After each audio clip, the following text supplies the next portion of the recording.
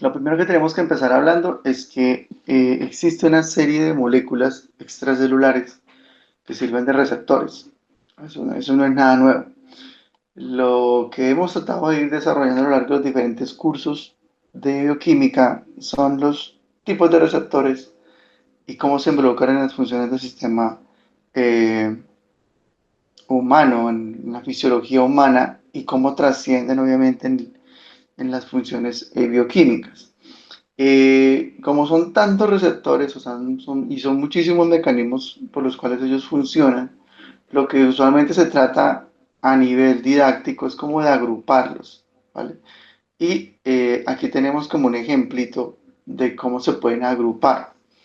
Hay un grupo grande que son los receptores iónicos, entonces ustedes se pueden trasladar ya cuando estamos en sistemas orgánicos uno, cuando vimos la parte del sistema nervioso, en donde había un receptor que tenía la capacidad de mover o de abrir un poro eh, para permitirle el flujo de iones y esto generaba, digamos, un potencial de acción. Eso es un tipo de receptor que permite modificaciones en los potenciales de membrana.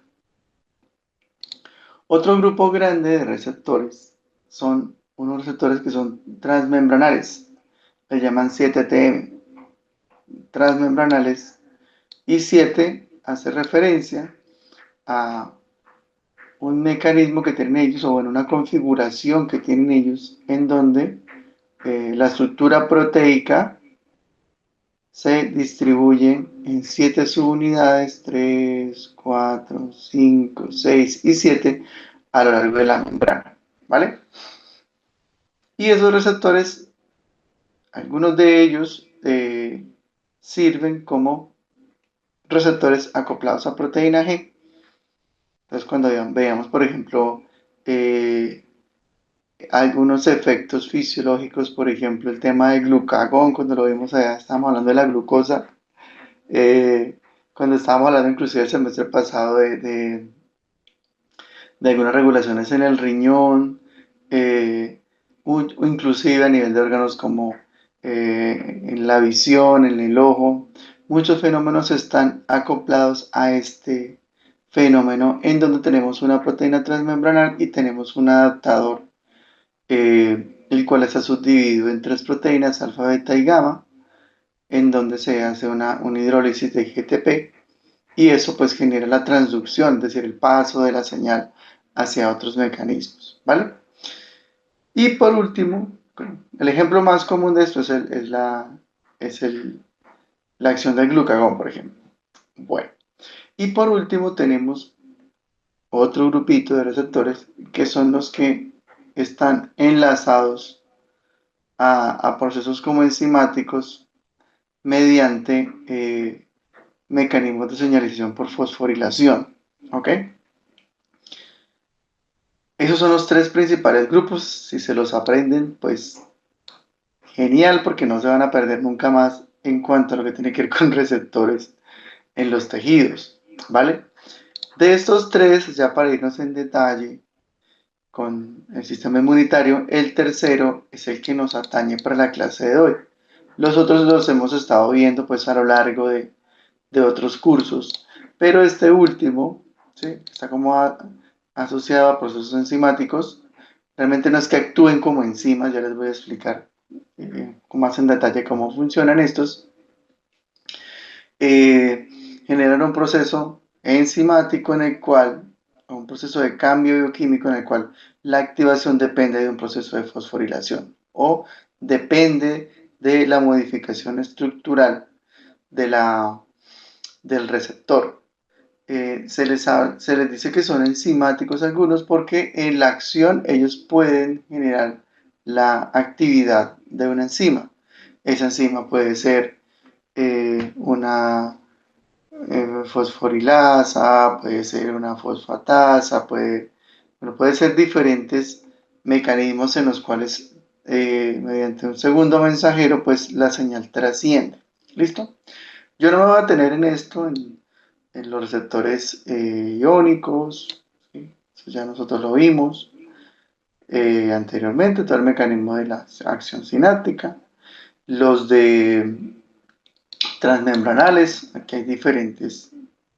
eh, grupos que ustedes aquí ya les han visto, por ejemplo, el tema de la acción del glutamato, del glucagón, lo que yo les decía, ¿sí?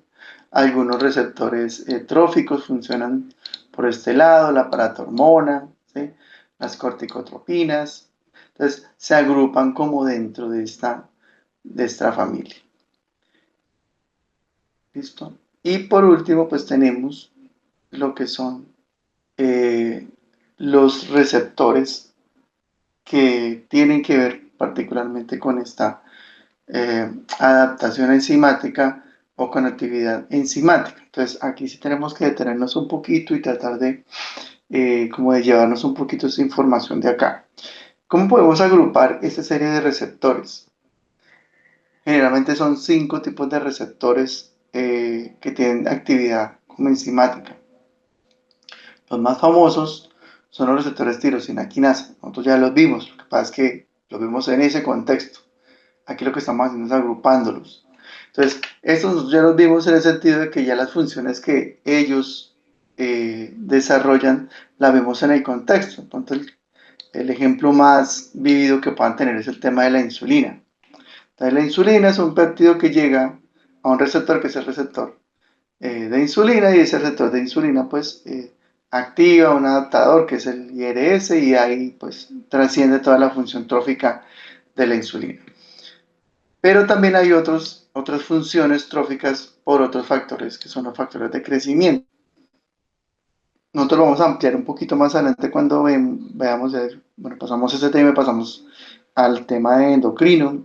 Allí vamos a discutir un poquito el tema de la función trófica.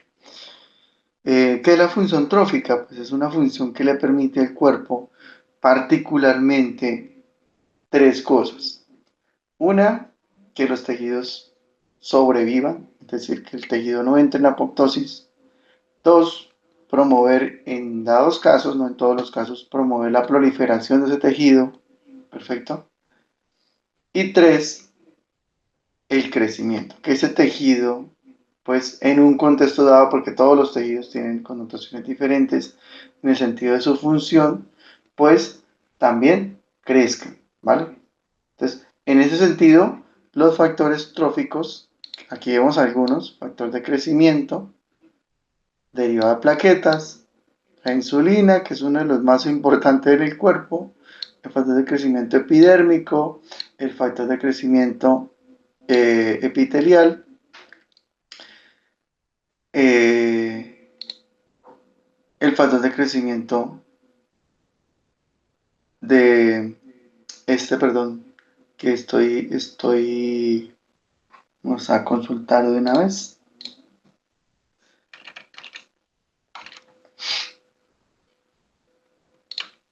La función que tiene para que no quedemos con la duda.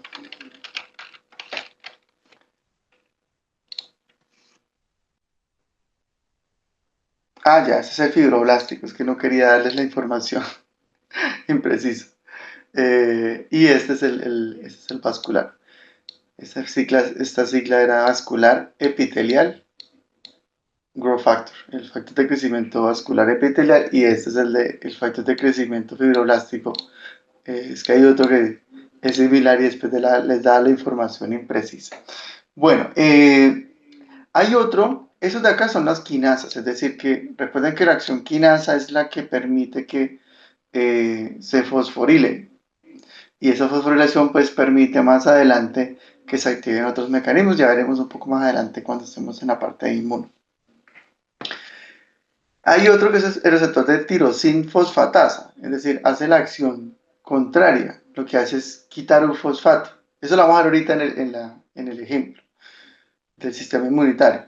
Por ejemplo, el CD, el determinante agrupado o cluster determinant CD45, es un tipo de receptor tirosina fosfatasa, ¿vale? Ya lo vamos a ver ahorita en el contexto. Y luego tenemos otros receptores que son, por ejemplo, los receptores de guanilato ciclasa, por ejemplo, para el caso de los receptores natriuréticos. Este ejemplo, por ejemplo, lo vemos en el tema de los péptidos natriuréticos en el corazón, que que se secretaban para el tema de regular la presión sanguínea y la diuresis, funcionan y se incluyen dentro de este grupo de las tirosina quinasas. Tenemos otros receptores que son los receptores serina, treonina, quinasa. Entonces no actúan con este aminoácido tirosina, sino que actúan mediante la serina y la treonina. Recuerden que esos tres aminoácidos, bueno, posible que ya los hayan olvidado un poco, lo vamos a recordar. La tirosina, la serina y la treonina son aminoácidos particulares porque son los que usualmente se fosforilan, es decir, se les puede unir un grupo fosfato. A los otros no se les puede hacer eso. Eh, a la valina, a la leucina, a la alanina, al triptofano. Bueno, hay un montón de aminoácidos. A esos aminoácidos no se les puede unir químicamente, digamos, o fisiológicamente, o químicamente, un fosfato. No funcionan de esa manera. Los únicos que tienen esa capacidad de unir fosfatos de manera funcional son estos tres: tirosina, serina y treonina.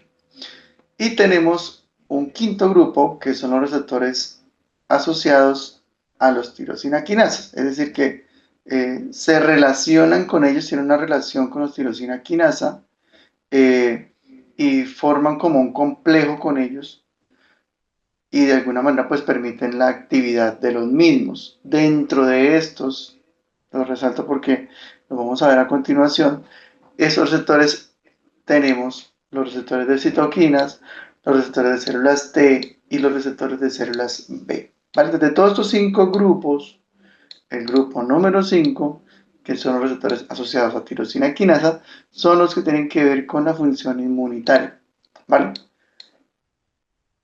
Por regla general, o sea, por regla general, pero pues obviamente aquí hay una serie de excepciones, todos estos receptores en su gran mayoría lo que buscan es hacer una función trófica o una función de supervivencia, ¿vale? Una función proliferativa.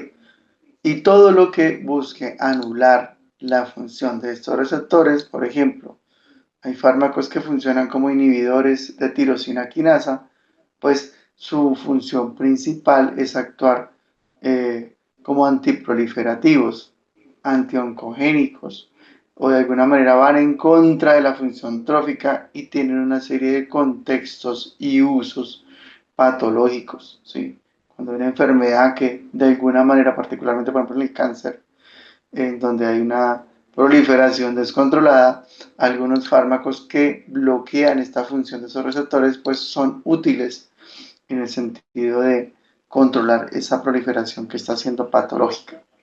Bueno, en cuanto a la función de ellos, pues tenemos una eh, modificación de la fosforilación en donde pues hay una transferencia de un grupo fosfato y ese grupo fosfato pues lo que hace es fosforilar ya sea un aminoácido de serina, treonina o de tirosina y esa fosforilación pues trae como consecuencia eh, la actividad corriente abajo o la continuidad de una serie de mecanismos. Para el caso de otros, como el caso del CD45, acá la fosforilación no es la que procede, sino la desfosforilación. Entonces, ellas actúan como desfosforilaciones, quitan el fosfato y eso promueve la actividad del adaptador a continuación. Esos receptores se han estudiado muchísimo, realmente pues en este pequeño curso de inmunología y de bioquímica pues no alcanzamos a ver tantas familias de receptores, de hecho pues no tiene una connotación directa que ustedes los conozcan todos, ya hacia futuro se piensa en especializar, eh, para muchas especialidades pues ustedes tendrán que tener un conocimiento un poco más profundo de lo que tiene que ver con la función de esos receptores y adicionalmente pues el tipo de familia del receptor, porque esto usualmente es tan amplio que se ha agrupado por diferentes familias, sobre todo los que están asociados a factores de crecimiento, ¿sí? Entonces, hay de muchos tipos, ¿vale? Y lo interesante de ellos, la verdad, es que tienen muchas variaciones estructurales. Aquí hay un asunto evolutivo, pero que uno queda abrumado en la forma como las adaptaciones estructurales, de hecho en la clase anterior cuando estábamos viendo los tipos de receptores de citoquinas, esas adaptaciones pues trascienden en cuanto a la función. Aquí hay como una pequeña clave donde ustedes pueden ver cómo están agrupados por factores de crecimiento. Usualmente el tipo de factor y la filial que tienen con él pues se relaciona mucho con la estructura, el epitelial, el fibroblástico, el de derivado de plaquetas, el vascular, ¿vale? Eso tiene que ver con sistema inmunitario, los TRAC-B, que son los receptores a nivel que funcionan del sistema nervioso.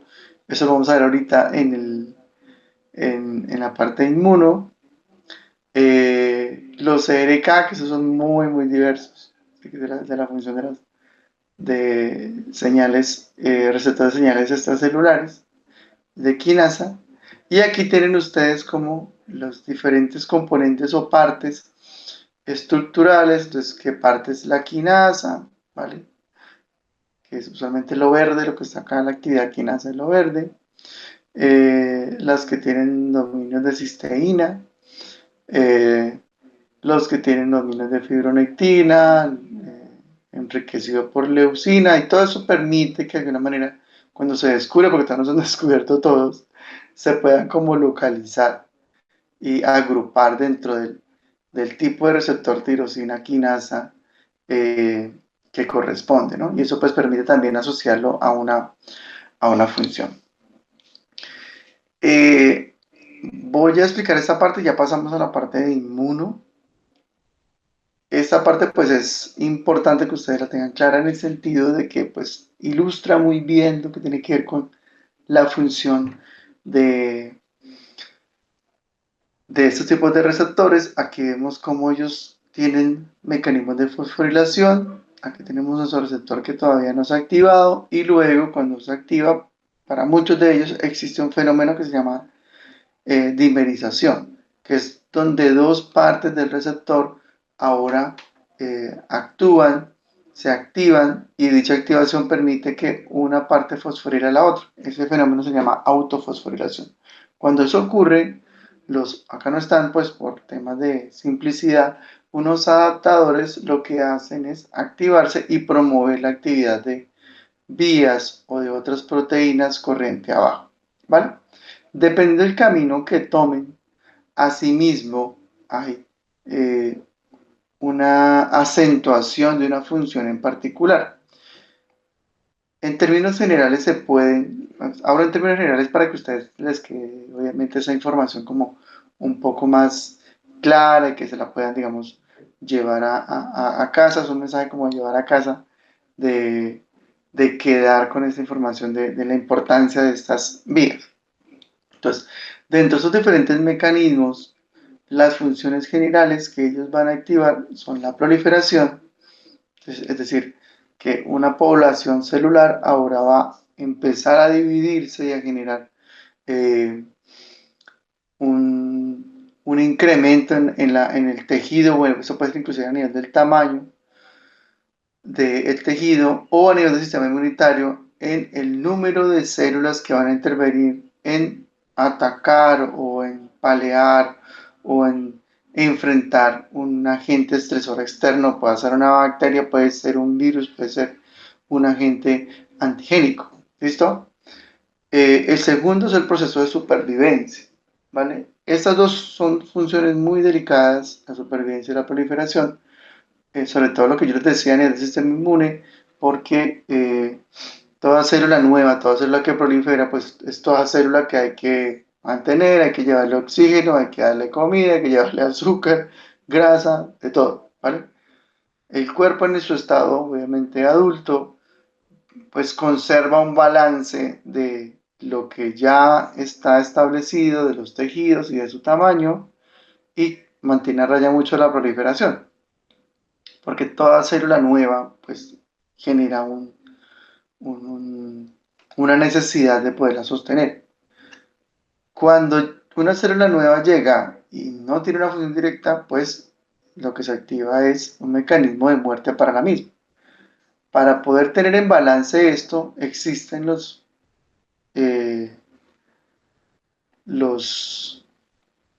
factores tróficos, ¿vale?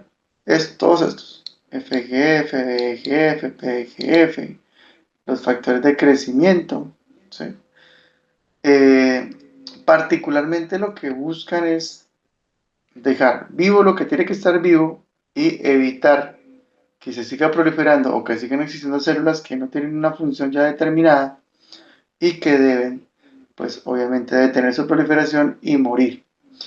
En el sistema inmunitario esto, sobre todo a nivel de la inmunidad adaptativa, es muy útil porque en un momento dado el sistema tiene que empezar a incrementar su proliferación porque, por ejemplo, se requiere la secreción de anticuerpos. Entonces hay que incrementar la proliferación de linfocitos P.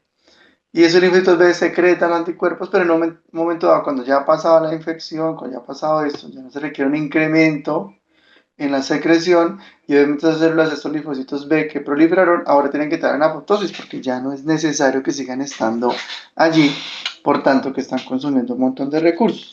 Entonces, esto es muy útil en el sentido de que mediante mecanismos de señalización el cuerpo humano mantiene muy controlado en lo posible, aunque eso a veces se descontrola y eso es uno de los orígenes del cáncer, el descontrol de esas dos funciones.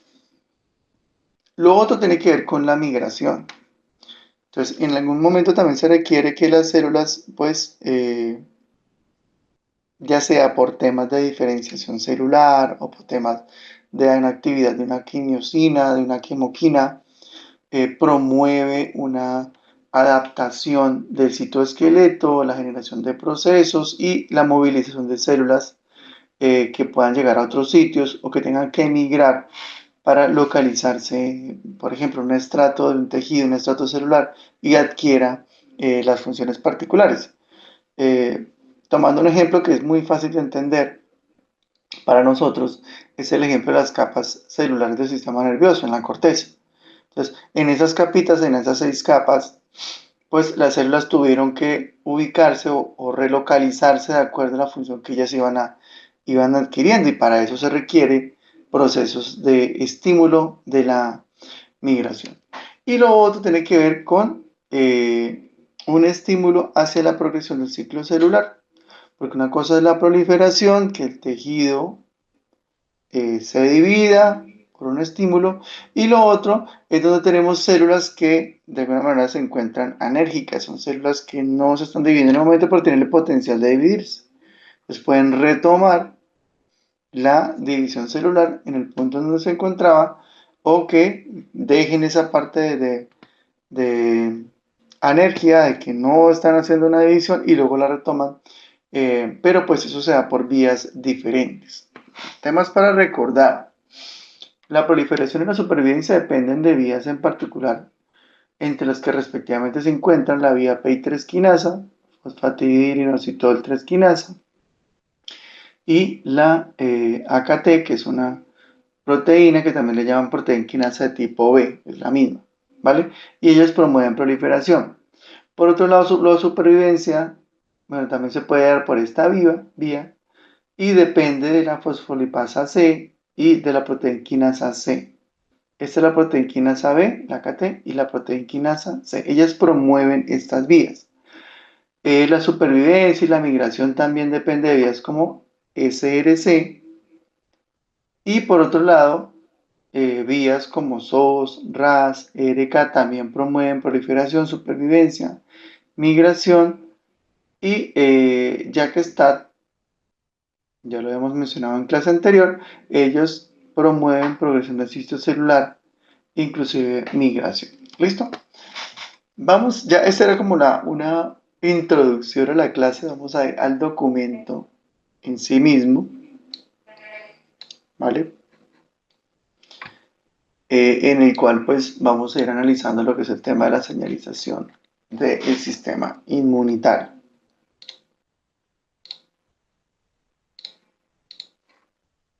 Bueno, entonces Como les digo, pueden abrirlo directamente desde el documento que está en el Dropbox o pueden entrar obviamente a esta página, ¿sí?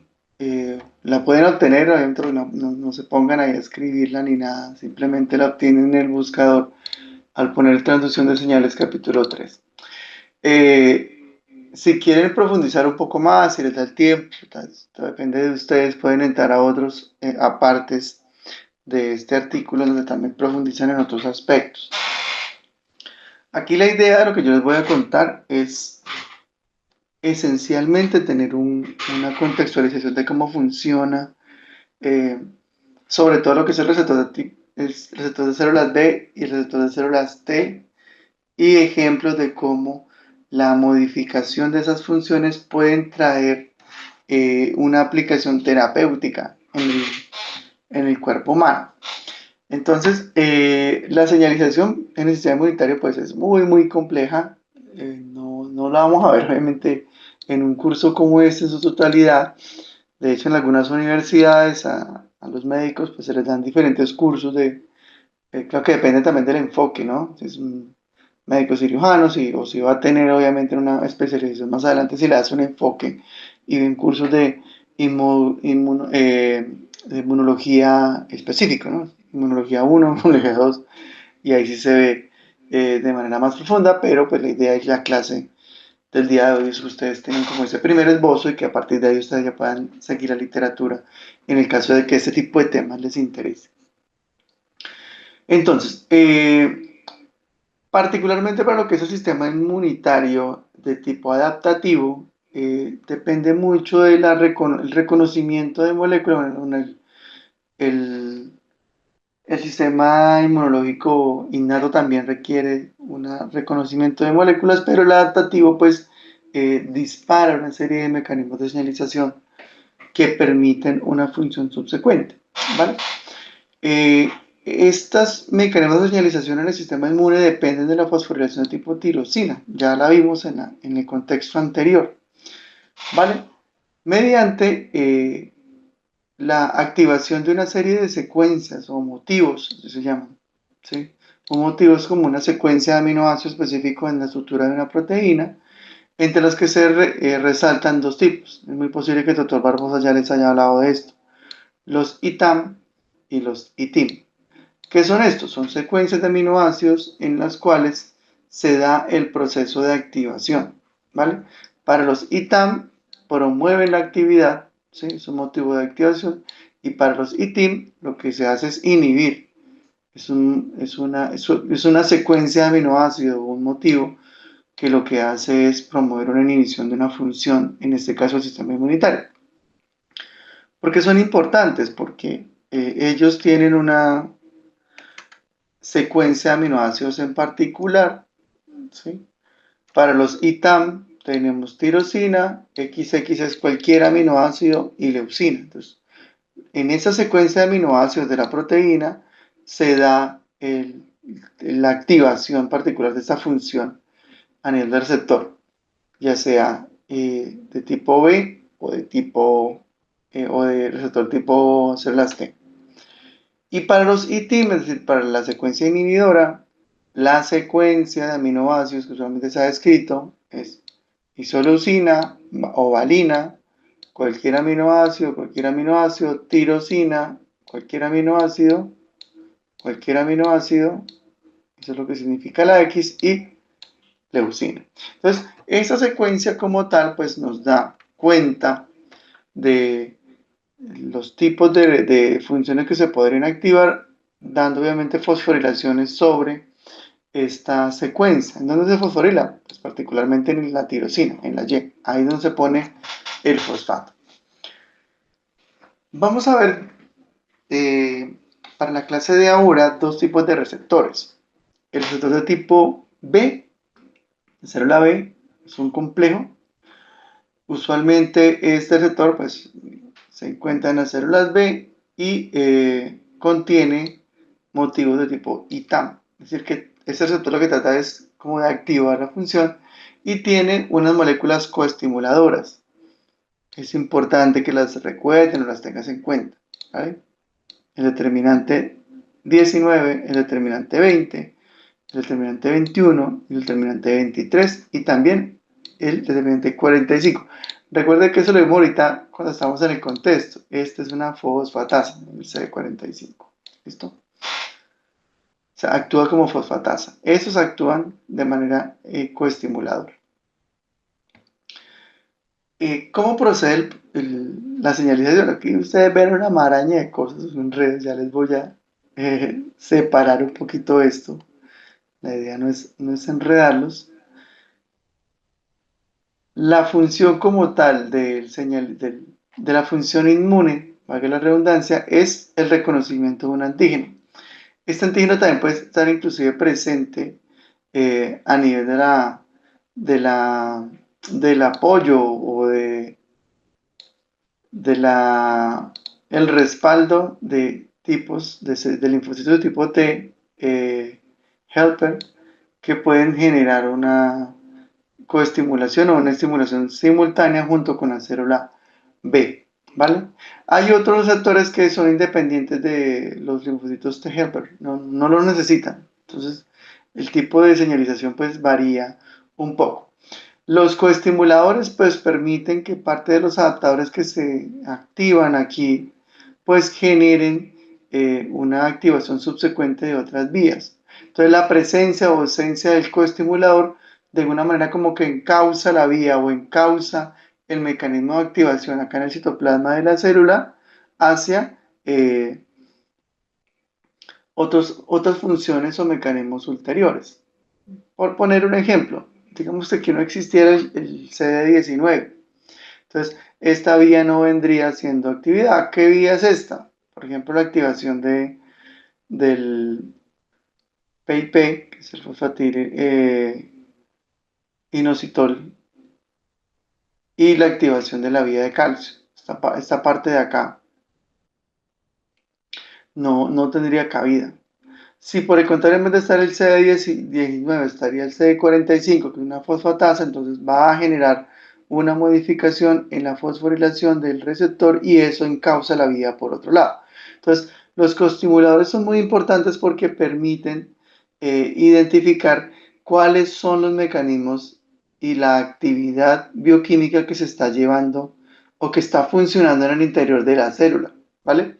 De hecho, muchos de ellos se utilizan para una función, o no una función, sino para una metodología que es la inmunotipificación, ¿vale? Inmunotipificación. ¿Qué es esto? Pues conocer en detalle qué tipo de célula inmunitaria o qué tipo de célula en particular se está expresando o se está incrementando en el paciente o está presente en un tejido. Se utiliza mucho en temas experimentales. Por ejemplo, yo tengo un cultivo celular, estoy cultivando una célula de un paciente porque tiene una enfermedad. Entonces yo pongo a cultivar esas celulitas y yo quiero conocer cómo esas celulitas se están diferenciando, es decir, hacia qué ruta de diferenciación se están yendo ellas. Se están convirtiendo en linfocitos o se están convirtiendo en fibroblastos o se están convirtiendo en células astrocíticas. Entonces, yo puedo identificarlas a nivel de verlas en el microscopio y ver que se están generando unos procesos y morfológicamente se parecen a un astrocito o se parecen a un linfocito. Pero la manera más sensata de saber qué tipo de célula es inmunotipificando, es decir, conocer cuáles son los determinantes de grupo o los CD que esas células están expresando, ¿vale? ¿Listo? ¿Cómo se hace? Aquí se utiliza mucho una metodología, de hecho en los hospitales existe, ustedes la van a conocer, o de hecho de pronto la conocen, o la han visto por ahí, que se llama citometría de flujo. Entonces, esa técnica que inclusive está en muchos hospitales de tercer y cuarto nivel, permite, mediante la sangre del paciente, evaluar la presencia de estas moléculas. Entonces, el citómetro de flujo puede evaluar qué tipo de moléculas se están expresando y yo puedo ir conociendo un poco más en detalle cuáles son las funciones que en particular están asociadas a la presencia de estos adaptadores o estos determinantes de grupo. ¿Listo? Bueno, En cuanto a vías que se activan mediante el receptor de células B, entonces aquí tenemos particularmente unas que dependen de dos adaptadores. Uno se llama S y K y el otro se llama L y N. Esos dos adaptadores van a permitir la activación de una vía que se llama vía SOS y de una fosfolipasa que se llama fosfolipasa de tipo gamma 2. Esas dos adaptadores lo que hacen es promover la activación de transductores que se encuentran en membrana que subsecuentemente van a permitir la activación de una función en particular, que en este caso es la proliferación y la secreción de anticuerpos. ¿Por qué es importante que conozcan esto? Porque si hay un medicamento, un fármaco, un tratamiento que busque inhibir la actividad de cualquiera de esas proteínas que yo he mencionado, es posible que la función que tenga ese fármaco es disminuir la secreción y la proliferación de células B, la secreción de anticuerpos y la proliferación de esas celulitas. Por eso es importante ir como conociendo qué tipo de adaptadores son los que intervienen.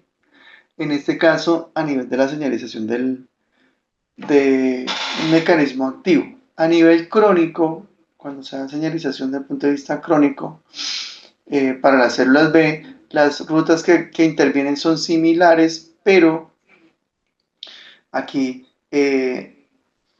con el paso del tiempo se da la activación de otras vías, por ejemplo la CHIP, SHIP, que esto promueve mecanismos de, de migración, ¿no?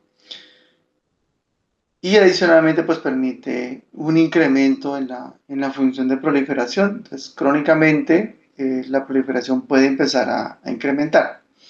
¿Qué pasa? Que eso tiene que tener a nivel crónico una contrarregulación, porque si esto no se controla, pues las células van a seguir. O sea, entre más estímulo haya, más potenciado va a estar la proliferación y más células B va a empezar a producir el cuerpo y más anticuerpo. A veces en ocasiones entre más de una cosa, de más células o de más anticuerpos, eso no significa que la función inmune sea mejor. Eso puede traer una serie de interferencias, adicionalmente puede poner en peligro la función metabólica del cuerpo. Entonces lo que hace el sistema inmunitario también es generar como una contrarregulación. ¿Cómo lo hace? Mediante este tipo de mecanismos de receptores asociados al factor de necrosis tumoral. Uno de ellos es este, BAFFR. Es un receptor similar o de la misma familia del factor de necrosis tumoral y un estímulo en particular podría activar este receptor y promover la muerte, ¿sí? Promover la muerte de las células que están proliferando, ¿ok? Entonces, en ese sentido, se va a controlar o contrarregular la proliferación. Cuando el estímulo de alguna manera se hace necesario y es suficiente en la activación crónica, muchos señalizadores, sobre todo este chip, lo que hace es inhibir el receptor de necrosis tumoral. En este caso no es de necrosis tumoral, sino el BAFF-R, es bloqueado y al bloquearlo, pues lo que se promueve es la supervivencia. Cuando esto deja de estar presente, cuando ese chip 1 deja de estar activo, pues ya no hay quien bloquee ese receptor BAFF y ya no tenemos función supervivencia, sino lo contrario, se promueve la muerte celular. ¿Listo? Hay otras rutas a nivel de factor de crecimiento, del factor de células beta, en donde interviene una ruta muy conocida que es la ruta NF-κB. Eso lo vimos en otros contextos. Particularmente lo vimos cuando estaba por allá, no sé si alguien se acuerda, cuando estábamos en biología celular, tiempo atrás vimos lo que tenía que ver con esta señal de NF-κB, que es una señal más de función inflamatoria. Esa función es controlada por el receptor BAFF, que es asociado al factor de necrosis tumoral, y por otro lado el receptor de células B puede promover la actividad de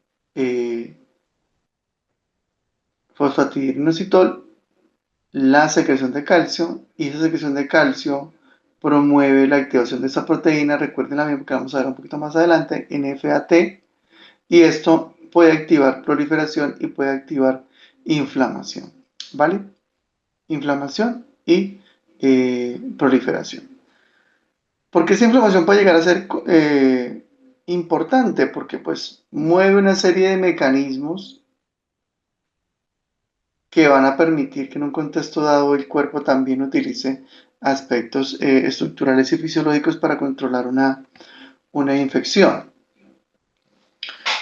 Por otro lado tenemos el receptor de células T. Ese es un poco más complicado porque ya requiere una interacción entre una célula, que es la célula presentadora de antígeno, sobre la cual pues se requiere en conjunción con el MHC, y este MHC pues permite el reconocimiento de una serie de mecanismos, entre lo que se encuentran unos coestimuladores que son muy característicos para la célula T: CD44, CD45, que recuerden que ella es fosfatasa, y CD4, CD8, ¿vale? Ellos permiten el reconocimiento de la célula presentadora de antígeno, del receptor de la célula T, y de que aquí subsecuentemente se genere una activación mediante vías de señalización. Se resalta las que dependen de LSK y SAP70. Esta se ha estudiado mucho, SAP70. Y esta que ya conocen ustedes, que es la PI3 quinasa. Hay otros adaptadores que también intervienen, posible si les da tiempo que los puedan como buscar y profundizar sobre la importancia de ellos. Esencialmente, a nivel de la activación de las células T, lo que se quiere promover son procesos de proliferación, inclusive puede estar asociado con inflamación y supervivencia, ¿no? Aquí tenemos dentro de lo que resalta la vía NF-κB, la vía FOS, y estos que están acá, NF-κB, FOS y Janus quinasa, es este que está acá.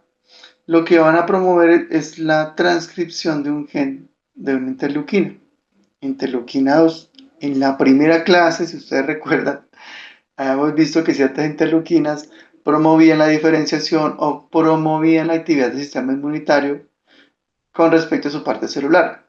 Recuerden que estaba la interleuquina 2, la 4 y la 5. Entonces, esas interleuquinas lo que hacen es favorecer o activar la inmunogenicidad, en este caso la activación, valga la redundancia, del sistema inmunitario, ¿vale? Y es gracias a la interacción de los epítopes acá presentes y del complejo de histocompatibilidad junto con el receptor de células T, que promueve la activación y la transcripción de genes que van a subsecuentemente a generar una interleuquina que a posteriori va a continuar con la activación del sistema inmunitario, ¿vale? Eso se ha estudiado mucho, sobre todo porque tiene implicaciones terapéuticas. Una de ellas, por ejemplo, es la ciclosporina. La ciclosporina es una molécula que en un contexto dado puede servir como un antibiótico, pero que en ciertos contextos se puede utilizar a nivel de inmunomodulador o también como inmunodepresor o inmunoregulador, porque en ocasiones la excesiva función o excreción o activación de este gen de la interleuquina puede poner al paciente en ciertos contextos en peligro, ¿vale? O, por ejemplo, para un contexto de un trasplante, para un contexto de una persona que tiene enfermedad autoinmune, o de alguna manera está pasando por una situación en la cual el sistema inmunitario pues tiene cierta divergencia frente a su control. Entonces hay alternativas terapéuticas que permiten bloquear la activación de ciertas vías, particularmente esta.